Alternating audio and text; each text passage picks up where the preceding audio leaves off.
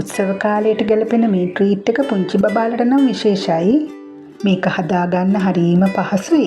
ඉතින් අපි බලමුද මේක කොහොමද හදාගන්න කියලා. මම මෙතන අරගෙන තියෙනවා කජු මද ටිකක්, පාට සීනි බෝල ටිකක්, ජුජුබ්ස් වර්ග දෙකක්, මාෂ්මෙලෝස් ටිකක්, ඒ වගේම පෙබල්ස් ටිකක්. මාෂ්මෙලෝස් ටික මේ විදිහට පොඩියට කපා ගන්න.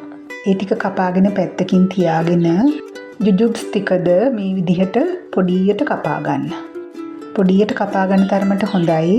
ඒ ටිකත් මම මේ විදිහට කපාගෙන පැත්තකින් තියාගෙන අර සීනි බෝල ටික මේ විදිහට ක්‍රෂ් කරගන්නවා. ඒකත් ක්‍රෂ් කරගෙන පැත්තකින් තියාගන්න. ඉන්පසු කජු ටිකත් මේ විදිහට පොඩියට ක්‍රෂ් කරගන්න. දැන් මම මේ ටික ඔක්කොම පැත්තකින් තියාගන්නවා.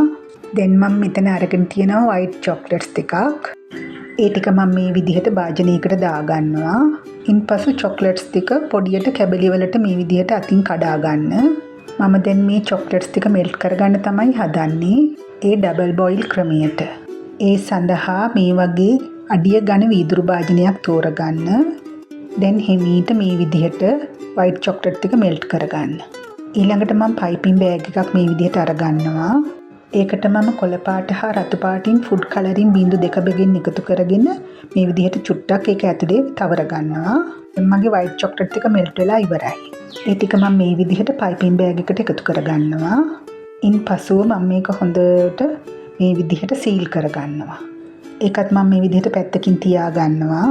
දැන් මම මේ අරගෙන තියෙන්නේ බටර් චුට්ටක් තවරගත්තු ice cubes tray එකක්. ඒකට මම අර හදාගත්තු white chocolate මිශ්‍රණයෙන් පොඩ්ඩක් මේ විදිහට හැම එකටම දාගෙන යනවා. පුරව ගන්න එපා. ඊට පස්සේ tray එකට මේ විදිහට පොඩි තට්ටුවක් දාලා අපි අර ඉස්සලා ක්‍රෂ් කරගත්තු සීනි බෝල ටිකත්, ඊළඟට කජු ටිකත්, පොඩියට කපාගත්තු ජුජුබ්ස් කැබලි ටිකත්, ඒ වගේම මාෂ්මෙලෝස් හා පෙබල්ස් ටිකක්ද මම මේ විදිහට ඒවට එකතු කරගන්නවා. ඒක උඩට මේවා පුරව ගන්න එපා. ඊට පස්සේ අර ඉතිරි වුණු white chocolate මිශ්‍රණයෙන් මම මේක ෆිල් කරගන්නවා. පොඩි තට්ටුවක් දාලා සෙට් කරගෙන ලෙවල් කරගන්නවා මේ විදිහට.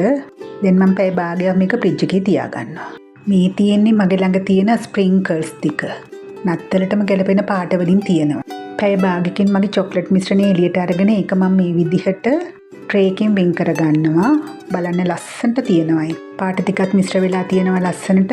හොඳටම සෙට් වෙලා තියෙනවා. මම ඒ ටික මේ විදිහට අසුර ගන්නවා. ඉස්සරහට එන නත්තල් කාලයට ගැලපෙන කදිම කෑමක්. මං හදාගත්තු white chocolate treats ටික මට ඕන වුණා මේක තව ටිකක් ලස්සන කරගන්න. ඉතින් මම තව chocolate ටිකක් මෙල්ට් කරගෙන white chocolate ටික උඩින් මේ විදිහට තවරලා sprinkles ටිකක් අලව ගත්තා. මට ඕන උනේ මගේ treat එක තව ටිකක් ලස්සන කරගන්න. නත්තලට ගැලපෙන පාට වලින්ම මම මේ ටික මේ විදිහට හදාගත්තා. බලන්න මේ පාට ටික මිශ්‍ර වෙලා හරියම ලස්සනයි නේද? ඉතින් මේක හදාගන්න වැඩි වෙලාවක් යන්නේ නැහැ.